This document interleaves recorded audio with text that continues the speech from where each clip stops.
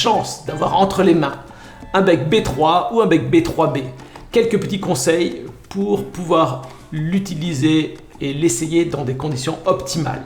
Ce bec doit se jouer avec des anches qui auront en moyenne un point en dessous de votre force d'anche habituelle. Si habituellement vous jouez avec une force de 3, nous vous conseillons d'utiliser une anche de force 2. Si vous jouez habituellement avec une anche de force 3,5, utilisez absolument une anche de force 2,5 pour vos premiers pas avec ce bec.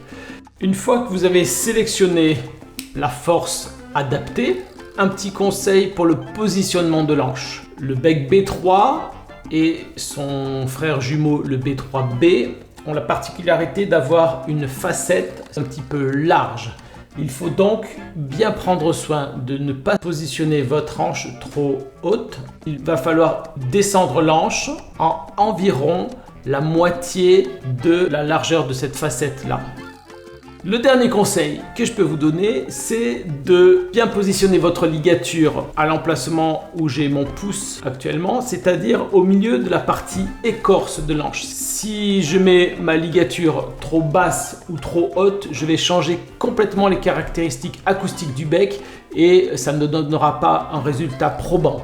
Donc, on met notre ligature vraiment au milieu de la partie écorce de l'anche.